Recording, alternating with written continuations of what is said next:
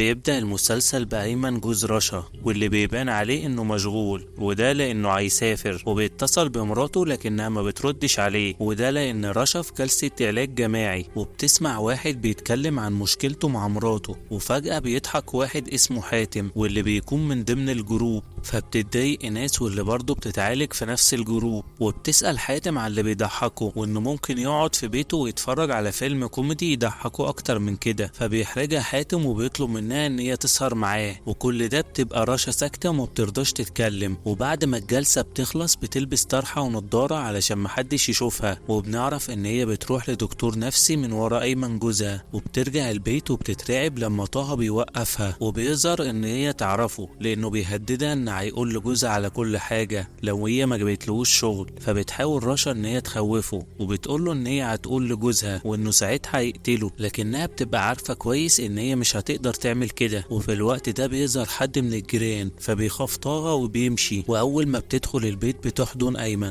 وبتكذب عليه وبتفهمه ان هي خايفة بسبب كلب الجيران، فبيطمنها وبيقول لها ان هو مش هيعمل لها حاجة. وبتتعصب رشا لما بتعرف ان ايمن هيسافر بدري، على الرغم من انها لغت كل مواعيد شغلها وبعتت الاولاد عند حماتها علشان يقدروا يقعدوا مع بعض لوحدهم، وبيقول لها ايمن انه كلمها كتير علشان ما تلغيش حاجة لكنها ما ردتش عليه. وبيتفاجئ ايمن لما رشا بتطلب منه الطلاق وبتقوله ان هما ملهوش لازمة ان هما يكملوا مع بعض لانهم مش فاهمين بعض ولا عارفين عايزين ايه، لكن ايمن مش بياخد كلامها بجد وبيطلب منها تاخد دش وهي هتبقى كويسة، وبيسيبها وبيمشي. فبتتضايق رشا اكتر وبترمي الاكل اللي كانت عاملاه في الزبالة، وبعدها بتتصل على ابنها وبتعرف انه ناوي يخرج مع عمه حسام، واللي بيظهر ان رشا بتكرهه، وبتعرف كمان ان حماتها هي اللي ورا الخروجه وان هي قصده تضايقها، فبتتعصب رشا جدا وبتنظف البيت وهي متعصبه، وبتقعد تفكر في علاقتها بطه. وفي الوقت ده بتتصل ايناس عليها وبتعرفها ان حاتم لقى التليفون بتاعها، فبتقول لها رشا ان هي مشغوله ومش عايزه تشوف حد، وبتطلب منها ان حاتم يسيب التليفون عند الامن بتاع العماره. وفي الوقت ده بنشوف ايمن وهو بيطلب من السكرتير بتاعه يرجع المكتب علشان يخلص له الشغل، وبنعرف ان ايمن بيعمل كده لانه ناوي يسافر مع السكرتيرة بتاعته اللي بيخون مراته معاها. وبيتضايق ايمن لما السكرتيرة بتجيب سيرة رشا وبيزعق لها لانه حاسس بالذنب تجاه مراته، والظاهر ان هو اول مرة يعمل كده. وبتتفاجئ رشا لما حاتم بيطلع لها البيت علشان يديها التليفون وبتعزم عليه انه يدخل يشرب حاجة، فبيوافق حاتم وبيدخل وبتتصل عليه واحدة وبتسمعه رشا وهو بيهزقها وبيطلب منها ان هي ما ترنش عليه تاني. وبيعجب حاتم بالبيت بتاع رشا وبيعرف ان هي مهندسة ديكور، وبيحاول حاتم انه يفتح كلام معاها وبيقول لها انه بيحس ان هي بتكون عايزة تسأل اسئلة كتير، فبتقول له ان هي مستغربة الجروب بتاعهم، وده لانهم بيتكلموا في مشاكل خاصة جدا ومع ناس ما يعرفوش عنها حاجة، فبيفهمها حاتم ان ده من ضمن قواعد الجروب. وبتستغرب رشا ان حاتم معاه رقم ايناس على الرغم من انهم بيكرهوا بعض، فبيقول لها انه معاه ارقام اغلب الناس اللي في الجروب لكن هي اللي مش مختلطة معاهم وبتهرب بسرعة. وبيظهر ان حاتم فاهم كل الناس اللي معاهم في الجروب علشان كده بيضحك عليهم، وبيحكي لرشا عن شخصياتهم وبيحاول يحلل شخصيتها لكنها بترفض وبتقوله ان هي مش عايزة تدخل في اللعبة دي دلوقتي. فبيحكي لها حاتم عن مشكلته وبنعرف ان هو شايف ان هو اللي قتل والدته، وده لانه دخلها دار مسنين غصب عنها على الرغم من انه خدمها وقت طويل، لكن في الاخر تعب وقرر يدخلها دار مسنين،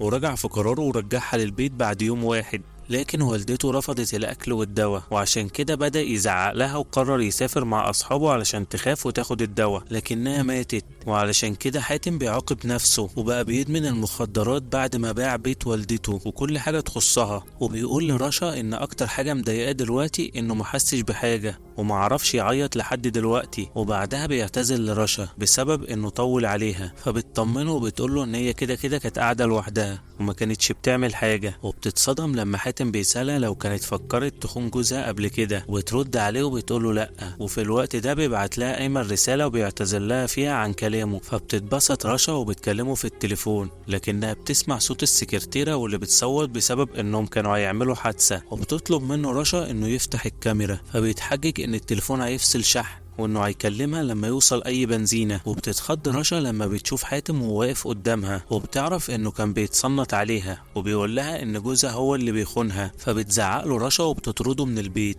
لكن حاتم بيغصبها وبيدخلها اوضه النوم وبيدخل معاها في علاقه. وبعدها بنشوف رشا بعد اللي حصل ما بينهم وهي مبسوطه لان حاتم بيذلها وبيهينها، وبتبقى هي دي مشكلتها في الحياه، ان هي بتحب كده. وبيطلب منها ان هي ما تردش على التليفون غير باذنه، وبيتصل عليها ايمن لكنها مش بترد عليه، وبتبعت له رساله ان هي بتشتغل وان تليفونها هيفصل. فبياخد حاتم قلم الروج بتاع رشا وبيكتب على ظهرها ان هي بتاعته. فبتعرف رشا الكلمه اللي هو كتبها وبتقوله ان هي مش بتاعت حد، وبتطلب منه انه يحترم نفسه. وبعدها بتطلب اكل كتير جدا وده لان هي جعانه قوي. وبتعرف رشا ان الست اللي حاتم كان بيكلمها متجوزة برضه، وبيسألها حاتم ان لو هي كانت هتعرف هو هيموت ازاي. فبترد عليه رشا وبتقوله ان هو هيموت مقتول طبعا، وده لان اللي زيه اخرته سودة. فبيطلب حاتم انها تفكر في رد فعل جوزها لو دخل عليهم البيت، وبيكون هدفه انه يخلي رشا تتكلم عن نفسها، وبيقول لها ان هما ممكن ما يشوفوش بعض تاني وان هي دي فرصتها الوحيدة. فبتبدأ رشا تحكي له عن نفسها وبتقوله ان هي كانت بتحب واحد قبل جوزها لكنها معرفتش تكمل معاه،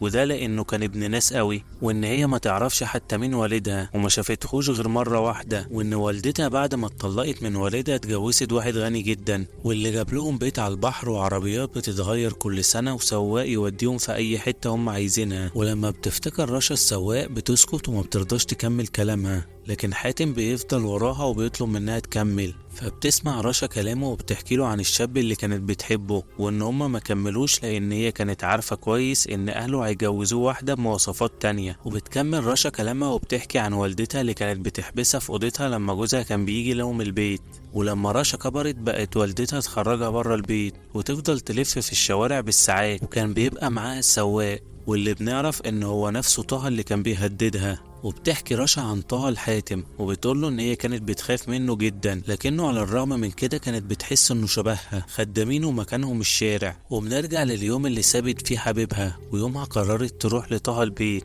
مع ان هي عارفة انه قاعد لوحده ومراته في البلد. وساعتها بدأت تستفزه علشان يضربها، وده لان هي كانت حاسة ان هي زبالة وان هي ارتاحت لما بدأ يضربها والوجع بقى ادمان. وساعتها غلطت معاه وفضلت علاقتها بطه سنين. وبتعيط رشا وبتقول لحاتم هي مش عارفة هي مين، وقدام الناس بتبقى المهندسة اللي اتخرجت واشتغلت وبقى ليها اسم، وما بينها وما بين طه هي الجزمة اللي ما بيقلعهاش من رجليه. وبتتعصب رشا على حاتم لان هي مش عارفة هي ازاي عملت معاه كده، وبتقوله ان هي ما غلطتش ولا غلطة من ساعة ما اتجوزت وراحت لدكتور نفسي علشان ما تقعش تاني، وبتبقى شايفة نفسها ان هي مش كويسة. فبيهديها حاتم وبيقول لها ان هما شبه بعض وان اللي ما بينهم كان اكتر حاجة للحقيقة، وبيطلب منها حاتم ان هي تهرب معاه. فبتزعقله رشا وبتقوله تهرب مع مين وبتطرده، لكنها بتتفاجئ لما بتكتشف ان حاتم كان يعرف عنها كل حاجة من الاول، وده لانه سمعها وهي بتتكلم مع الدكتور وعرف بمشكلتها مع جوزها، وانه فكر كتير في طريقة علشان يقدر يقرب منها، وعلشان كده سرق تليفونها. وفي اثناء ما هما بيتكلموا بيخبط الباب وبيفكروا ان الاكل،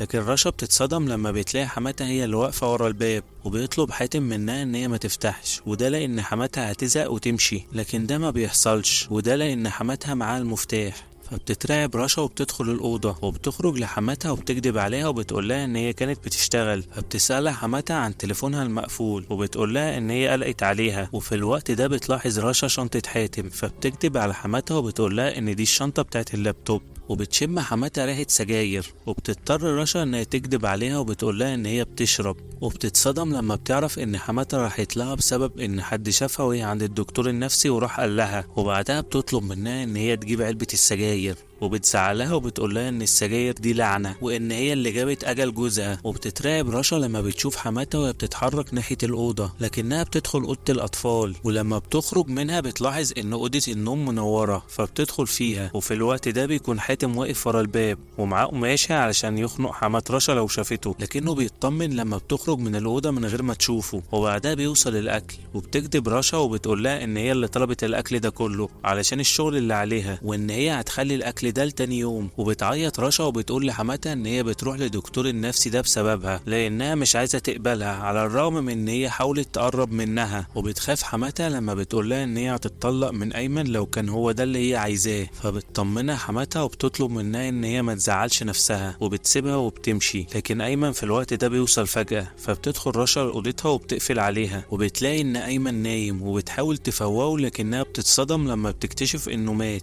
فضل ايمن يخبط على الباب وبتفتكر رشا كلامها مع الدكتور وهي بتقوله ان هي فكرت كتير تعترف لجوزها وتقوله الحقيقة، لكنها مش قادرة تخرب بيتها بايديها. وبتفوق رشا على صوت ايمن وهو بيخبط وبيبقى عايز يكسر الباب، لكن والدته بتمنعه. وبتحاول هنا رشا تقتل نفسها، لكنها بتتراجع وبتشد حاتم وبتدخله الحمام. وبتطلع وبتعرف والدة ايمن ان ابنها كان بيخون مراته، وبعدها بتزعق لايمن بسبب ان مفتاح الشقة بتاعهم مع والدته اللي بتتضايق من كلام رشا. وبتعرف ابنها ان مراته بتروح لدكتور نفسي. وفي اللحظة دي بتفتكر رشا الكلمة اللي حاتم كان كاتبها على ظهرها، وعشان كده بتعمل مشكلة مع حماتها وبتطلب من ايمن ياخد المفتاح من والدته يا اما يروح يبات عندها. بتزعل حماتها وبتسيب البيت وبتمشي، وبينزل ايمن ورا والدته واللي بتديله المفتاح، وده لان هي عارفة ان ابنها مش هياخد موقف. وفي الوقت ده بتمسح رشا الكلمة اللي على ظهرها بسرعة. ولما ايمن بيطلع البيت بتطلب منه الطلاق، فبيقول لها ان هي مش هتكسر عينه بعد ما عرفت انه خانها. فبتعيط رشا وبتقوله ان هما مش قادرين يكملوا مع بعض، وكمان هي مش مرتاحة معاه ولا هو مرتاح معاها، علشان كده كان بيخونها.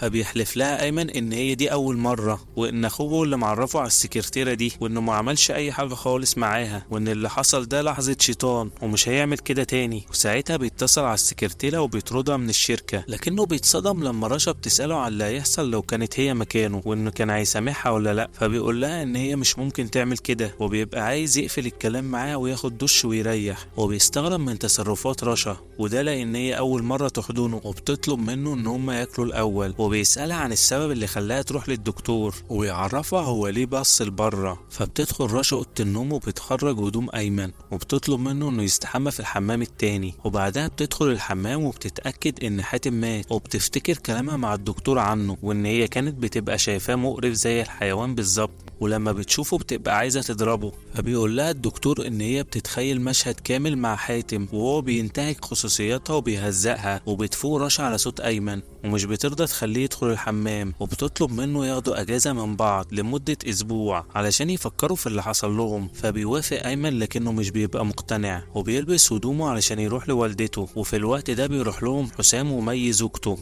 وبيزعق حسام لايمن اخوه بسبب والدتهم المنهارة واللي بتعيط بسبب اللي رشا عملته.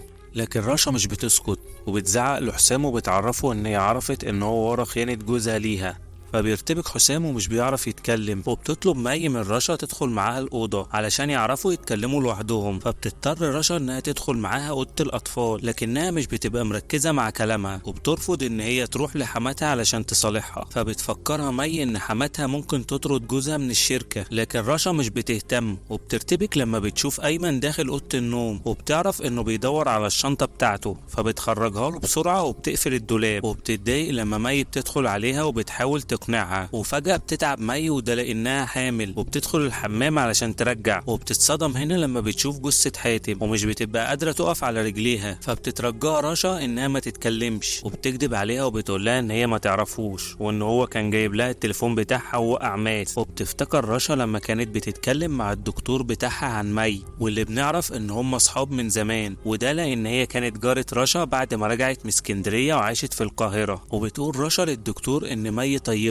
لكن مشكلتها الوحيدة ان هي بتحب ايمن جوزها، واللي كانت بتشتغل في الشركة بتاعته، وان هي اللي عرفتها على ايمن، واللي وقع في حبها هي واتجوزه. علشان كده هي قررت تتجوز اخوه حسام عشان تفضل جنب ايمن. وبتحكي رشا للدكتور عن اليوم اللي شافت فيه مي وهي بتحضن ايمن، وده لانه كان متخانق معاها. وساعتها ايمن مسك ايد مي وبيقول لها انه كان نفسه رشا تبقى عاقلة زيها. وبتشوفهم رشا لكنها بتتعامل عادي ومش بترضى تتكلم. وبنرجع للحاضر، وبتترجى رشا مي انها ما تتكلمش علشان ولادها. وبعدها بيخرجوا من الحمام، وبتطلب مي من حسام جوزها ان هم يرجعوا لبيتهم. وبتبعت رشا رسائل لمي تترجاها تاني، وبتحلفها بعيالها ان هي ما تتكلمش، وبتقول لها ان هي هتبقى شايله ذنبها طول عمرها لو اتكلمت. وبتطمن لما مي بتبعت لها رساله وبتقول لها ان هي هتروح عند حماتها مع حسام وايمن. وبعدها بتتصل على طه وبتكذب عليه وبتقول له ان هي جابت له شغل، وبتطلب منه يروح لها البيت علشان تتفق معاه، لكن بشرط محدش يشوفه. فبيستغرب طه من كلامها قدامها، لكنه بيروح لها البيت لانه محتاج الشغل جدا. وفي الوقت ده بتفتكر رشا يوم موت والدتها، وان هي طلبت من ايمن يوصلها البيت، وده لان هي كانت خايفه ترجع لوحدها. وبنعرف بعد كده ان هي اتجوزت ايمن علشان تنتقم من طه، وبعد الجواز طردت طه من الشغل. وبنرجع تاني للحاضر، وبيروح طه عند رشا واللي بتطمنه وبتعمل له شاي، وبيستغرب جدا لما هي بتتاسف له، وبيسالها طه عن زوجته اللي طلقها، فبتقول له رشا ان هي ما تعرفش عنها حاجه من ساعه ما هو دخل السجن. وبنعرف بعد كده ان زوجته اتطلقت منه غصب عنه، وبتطلب رشا منه انه ينسى اللي فات علشان يعرف يعيش. فبيكتشف طه هنا ان هي ما طلبتهوش علشان الشغل، وبيتفاجئ لما رشا بتعرض عليه 1,000,000 جنيه مقابل انه يساعدها. وبيترعب لما بيدخل الحمام وبيشوف جثه حاتم، وبيبقى عايز يمشي. فبتحاول رشا ان هي تقنعه، وبتقول له ان حاتم مش مقتول، وانه مات موتة ربنا، وده معناه ان مفيش ولا قضيه ولا جنايه ولا اي حاجه، لكن كل الحكايه ان هي خايفه من الفضيحه. وبتقول له ان هو هيتعب ليله واحده وهيبقى عايش مرتاح طول عمره. فبيسالها طه عن اللي هي عايزاه، فبتقول له ان هو هيساعدها وينزلوا الجثه في العربيه ويرموها في اي حته. وبتقول له ان هي مش هتثق في حد غيره. فبيهنها طارق وبيقول لها ان هو كان مفكرها بقت محترمه، لكن الظاهر ان هي هتبقى زي ما هي. وبيطلب منها ان هي تركع قدامه، وبيسالها عن مكان طليقته. فبتديله رشا الرقم اللي معاها، وبعدها بتدخل الاوضه علشان تكتب له الشيك، لكنها بتتصدم لما طه بيطلب منها كل الفلوس اللي في البنك. وبيقول لها ساعتها ان جوزها غني وهتقدر تعوض الفلوس دي كلها. فبتضطر رشا انها توافق، وبتكتب له 10 شيكات ب3,000,000 جنيه، وبتديله كمان 20,000 علشان يقدر يفتح الحساب. وبعدها بيطلب طه منها ان هي تلم كل حاجه تخص حاتم لحد ما هو ياكل، لكن لما طه بيصورها وهي بتعمل كده بيرفض يساعدها، وبيقول لها ان الفيديو ده هيفضل معاه ضمان. وبنعرف ان طه بينتقم من رشا، وده لابنه مات بسبب المرض، ووقتها رفضت رشا ان هي تساعده. وبتحاول هنا رشا توقفه وتاخد التليفون، لكنها بتفشل، وعشان كده بتخبطه بالشاكوش على دماغه لحد ما بيموت. وبعدها بتنهار وبيغمى عليها. وفي الوقت ده بتظهر المفاجأة الكبيرة، ان حاتم بيفوق وبيظهر انه ما ماتش، وبيشوف رشا وهي واقعة على الارض وجنبها طه مقتول، وبيبقى عايز يهرب، لكنه بيتأكد ان رشا عايشة. فبيفوقها وبيسألها عن الشنطة بتاعته، وبيقول لها ان هو مش هينفع يعيش من غيرها. فبتتعصب عليه رشا وبتفضل تشتمه، وبتقول له ان كل اللي حصل ده بسببه. فبيترجاها حاتم ان هي تجيب له الشنطة علشان يمشي. فبترفع عليه رشا المسدس، وبتقول له انه هينفذ كل اللي هتطلبه منه والا هتقتله. فبتطلب منه يساعدها ويشيل جثة طه علشان ترميها في اي حتة. فبيلاحظ حاتم ان رشا مش عارفة تمسك المسدس، وعلشان كده بيقرب منها وبيقف قدامها، وبيطلب منها ان هي تضربه بالنار. وفجأة بياخد منها السلاح وبيعرفها تعمل ايه علشان تعرف تخرج من القضية دي. وبيطلب منها ان هي تتصل على جوزها وتعرفه ان السواق بتاعه بيهجم عليها، علشان كده هي قتلته، وكده تبقى هي بتدافع عن نفسها. وبيقول لها ان هو هيمشي علشان ما تقعش في مشكلة. فبتديله رشا الشنطة بتاعته، وبتقول له لو نزل هي هتقتل نفسها، وبتحاول ان هي تقنعه، وبتقول له ان مفيش حد هيصدقها. فبيتخلى حاتم عنها وبيقول لها ان هم ضيوف في حياة بعض. فبتشتمه رشا وبتقول له ان هو جبان. فبيسيبها حاتم وبيمشي، لكنه مش بيعرف يخرج من العمارة بسبب ان الباب مقفول. فبيقعد على السلم وبيفتكر جلسة العلاج لما كان بيقول للدكتور انه بيفكر كتير في الانتحار لكن مش بيتكلم عنه. وساعتها رشا ردت عليه وقالت له ان اللي بيفكر ينتحر ما بيتكلمش مع الناس، عشان لما تجيله الفرصة ينتحر بيخلص نفسه. وبيفتكر حاتم اليوم اللي اتخانق فيه مع الدكتور وكان عايز يسيب الجلسة، وساعتها الدكتور قال له ان في الحقيقة انه طيب لكنه عايز يثبت للناس انه شرير. وبيقول له الدكتور انه محتاج يعترف انه طيب وانه يقدر يساعد الناس ويخرجهم من مشاكلهم. وبنرجع لرشا اللي بتحرق كل الشيكات اللي كتبتها لطه، وبتمسح الفيديو من على تليفونه. وبعد كده بتقرر ان هي تنتحر، علشان كده بتبعت رسائل لاولادها وبتقول لهم فيها انها بتحبهم وما يصدقوش اي كلمة عليها. وفي الوقت ده بيخبط حاتم عليها وبيقول لها ان باب العمارة مقفول، وبيطلب منها المفتاح. وبيتصدم ساعتها لما بيشوف الحبوب في ايديها، وبتطلب رشا منه انه يقتلها، وده لان هي جبانة ومش عارفة تنتحر، وبتبقى خايفة ان هي تخسر ولادها. وبتطلب منه انه يساعدها، فبيسألها ازاي هينزلوا الجثة. فبتقول له ان كل اللي في العمارة عارفين ان هي بتنزل شغلها في اي وقت عادي، وان الكاميرات كلها متعطلة، وانهم هيقدروا ينزلوه من غير ما حد يشوفهم. فبيخاف حاتم انه يروح في داهية من ورا اللي هو بيعمله. فبتعايره رشا وبتقول له ان هو جبان وانها عارفة ان هو مش هيساعدها، ده حتى امه سابها ومشى. وبتحس رشا ان ربنا بيعاقبها بسبب ان هي رجعت للي كانت بتعمله، وان هي ما تستحقش النعم اللي ربنا كان مديها لها. فبيقول لها حاتم ان هي لازم تعيش، وان لازم تستوعب ان هي غيرت حياتها وقتلت الشخص اللي دمرها. وبيقول حاتم لرشا ان هو هيساعدها، وبعدها يهربوا مع بعض ويبداوا حياة جديدة. فبتشكره رشا وبتحضنه وبتقول له ان هي مش خايفة وهي جنبه. وبعدها بيبداوا يدخلوا جثة طه في البرميل،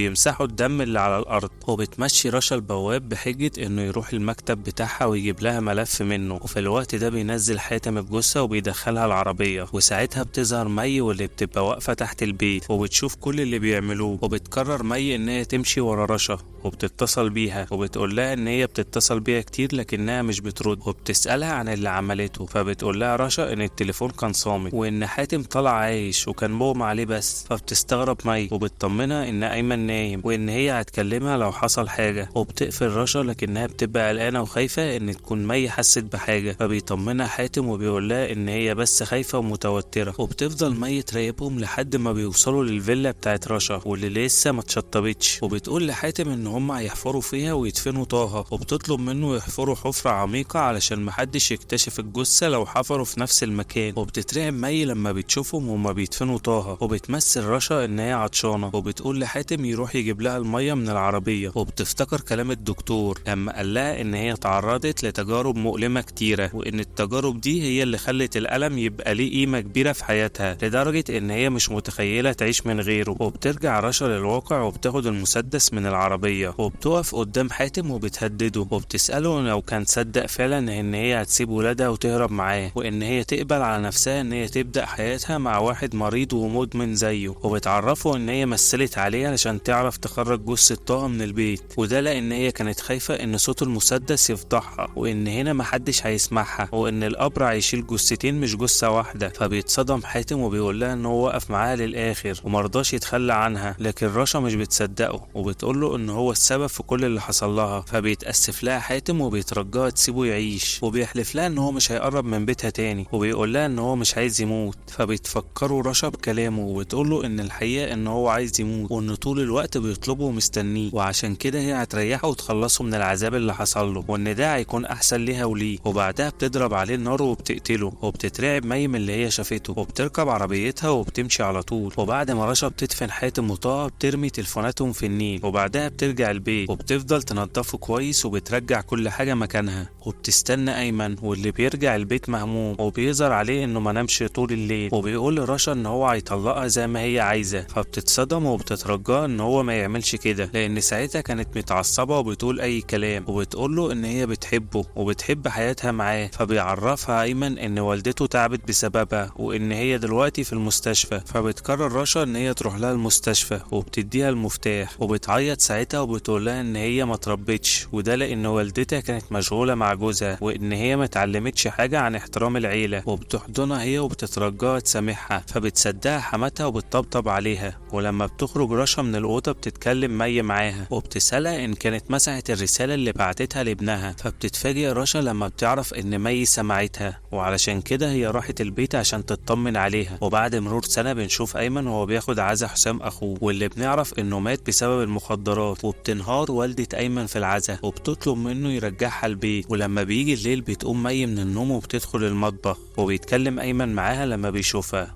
بيطلب منها تعيط وتخرج اللي جواها. فبتقول له مي ان هي مش زعلانه على اخوه وان الحقيقه ان هي قرفانه منه ومش عارفه تقول لعيالها ايه وده لان ابوهم مات بسبب المخدرات. فبيطمنها ايمن وبيقول لها ان ولادها زي ولاده وانه هيفضل جنبها على طول وبيحضنها. وفي الوقت ده بتشوفهم رشا وبتتحداها مي ومش بترضى تبعد عن جوزها. وبيخلص المسلسل على كده. فلو عجبك ما تنساش تضغط لايك وتشترك في القناة واشوفكم في ملخص جديد. سلام.